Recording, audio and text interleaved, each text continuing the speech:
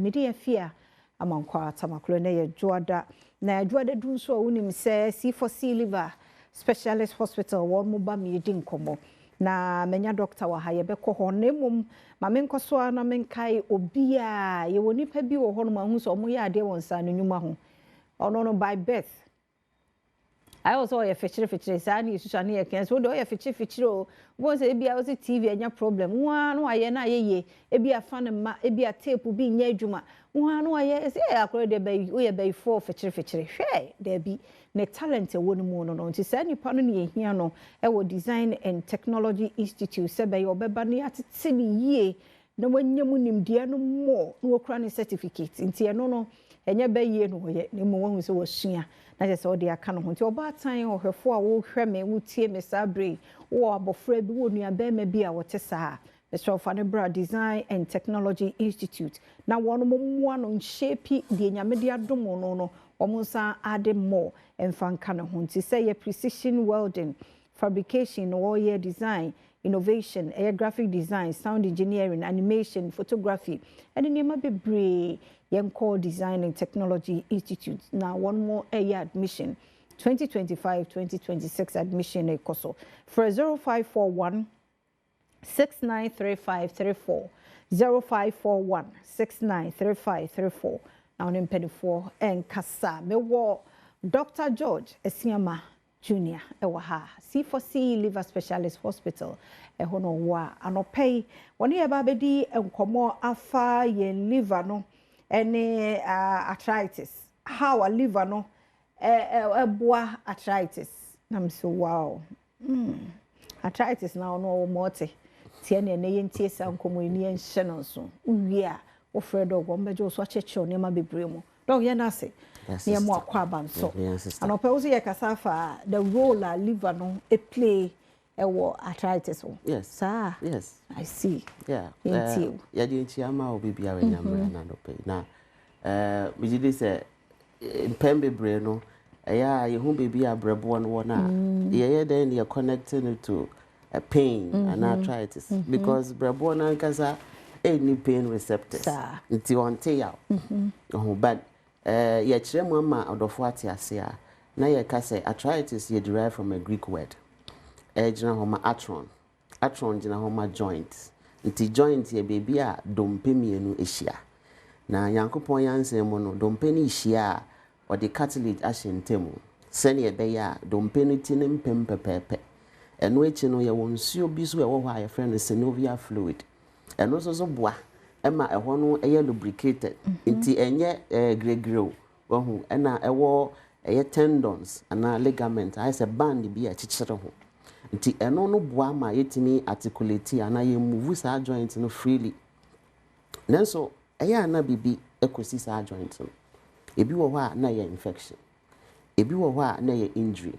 eba sa masa bobia na morphology ne sesa esesa na o doctor hwe no hu type a ana se de ekofa sa problem ne baya na watu din arthritis achiro nti arthritis basically a inflammation of a joint na ahohono dan na ma joint ne hoho ye wo septic arthritis wo ho ye wo osteoarthritis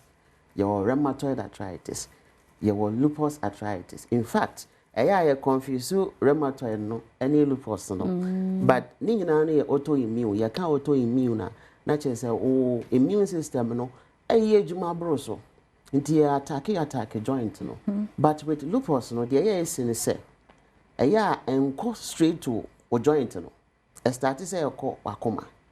ekọ kidney, ekọ lungs, ekọ skin. Ansana kwa attack o joint no kron but rheumatoid ne de e go straight to joint no na a very important concept I was you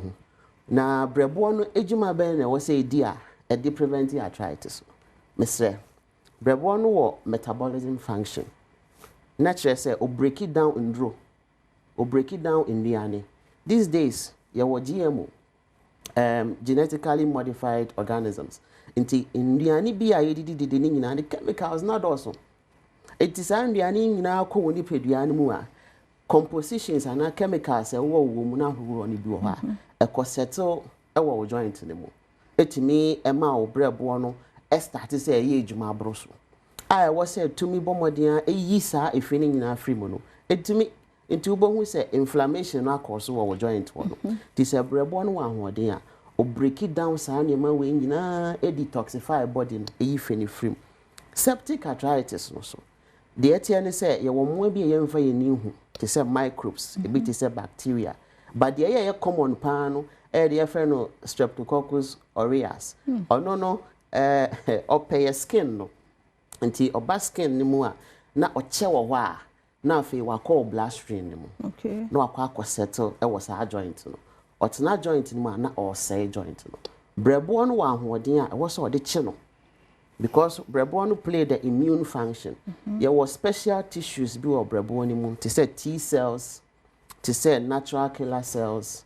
to say B cells or lymphocytes we mu nyina no echi emu a yemfa yeni hu se ne ebe ya ontimi nsuimu wo moja ne mu enkotena joint no enkoma infection wo it is our brebo no ahoden a ebe prevent all these things from happening ebi wo kra ye gouty arthritis say if you gouty arthritis in fact whether na you say no there are very common pa the same in the ani ayedi no ye di proteinous food bebre and seafoods bebre a ye brebo no hu a na we breaking it down brebo no to me de aye protein e my energy otimi de fat e my energy otimi de carbohydrate e my energy into proteins ne be dose a o breaking it down into purines no so also breaking it down further into uric acid so ye harmful any concept na oni pedua nem nti brebo no breaking into uric acid we are na brebo na so say produce bile na bile no ache uric acid no na odi akwa o kidneys na o kidney dia babontin in the form of urine enti imagine say brebo ni ahoden a odi be produce bile no brebo ni ahoden a odi be break it down nnuane we nyina na che say uric acid ena bacteria ne microbes no betna ni pedua no manyi akwa settle wo joint no e di arthritis aba arthritis so ba etimi say wo joint no kra in fact unyi a de ehia ne say obetimi anante because won nante na what fa akwa etimi ma wankasa kra wo depressed etimi ma exercise kakra ye say ye no ntimi ye abribia na wuti pains usisi ukotodwe onsa ukon pains no titi we do 30 years kura kona oda na sorry a na otimi wo say body ni kasa kire wo imagine say wan ye ho hwe a na enyi na akọ this stage ekosa de oha ne bro ti brebo ne de ye nkunja no yare bia ho even if it's arthritis ti ya no ti na ye bo ho de ro bebre say brebo no ne tissues ne nyuma eye no mo nya ho de kenya omo with special livoton no muntimi preventing all these things and mau ebia ompo ya tudin say wo arthritis ebia o de ne osteo ana say o de ne gouty ana o de ne mpo lupus ya ka ho asem ohia livoton na activate T cells no activate kaffa cells no activate all the lymphocytes no ntimi ye adwuma yi timesrew maybe a wo bia no C4C abama say yare no hypertension diabetes arthritis kidney problem ana say wo de mpo o liver problem ankasa e fa ne say liver fibrosis o liver no ekura beda ho ana wo de mpo e develop to cancer the cell brebo no was special proteins producer etimi prevent all these things livoton na component of livoton no activate these tissues adominant C4C were all over Ghana and to some extent some part of Europe Mr. Yichira kwan enye din kra wo Accra ha de wa Denta SDA junction ye adwuma 24/7 exactly from 7 a.m. na yapon 5 p.m. physiotherapy so wo hono ma obeye na abo atenetene wa pem e bia na wa arthritis water crowd ye opposite Fejai May Sport Kumasi se ye wa just so kwamo Jache junction na central region so ye wa Cape Coast Green Hill opposite Addison Square Garden but opelivoton ata pharmaceutical outlets ni nyina obenye bi wo ho de ehia ne se obefre number me de tudwe ura pharmacy wa wo se livoton a very common and easy for bia betimi anom ya tete so abma discount se ne be ya onye bia etimi aba beka ebusua no ho na wetimi anom na oliver ne ahoɔden SCP na prevent yare awodo nyina mesrew nti baby a wo bia no frɛ number first 50 callers egu so ebenya your special discount no Liverton ye dey aba from in fact 600 cedis and ye dey aba 50% discount into 300 cedis baby a obeko bia no 300 cedis for Liverton mesre se onya Liverton na ye wo teleconsulting wo ho doctor no bedi nkomo no wa kyerɛkyerɛ wnuane a wodi di any kwan se wodi anyhow a obenom no na ama ahoden aba fie pacho number no ye 050 0040 331 050 0040 and now say 050 0040 328 050 0040 328 C4C liver specialist your liver your life your GN dronidi your treatment plans nidi anything that they be say once treated forever treated anope yada obi biase yada sepa until liver to no obi abetumi anom. Yes, if you be a bit me na I advise say from 12 years and above. Okay. Na one it's a component in be be say we are much younger liver na ho de na ya na wosoro. Ha nti 12 years e kono na we didi nnuane bebre nti e bebo na detoxify body. Okay. Yeah, very important. Ti enom no say anopa awie anwumre. Yes, based on the ebe hu no. Okay. But say oh we will be our condition that you be my dosage but who need condition be a 5 ml twice a day and answer once a day na boa na bolivar no ho ban very important concept na na make I no say wo nom kura na ye be sama special doctor obekire we duane a obedi enuane bi wo ho a wodi a vitamin A level no e wo brabo no kosoro e mo munya ahoden ebi zo ha wodi a wo say no ti ni nyina no ye no obedi hu nkomo. Okay. Yes. Okay. Nti but still na ye betimi atoto baby a pharmacy shops e bi ho. Yes, pharmacy shops are water kwa Pristia, or Boliga, everywhere in Ghana. Okay. Even though outside Ghana, crown our friend number now. You nobody in common. You bet me a special delivery crash at the amount. So tell me a number, 050 0040 331 050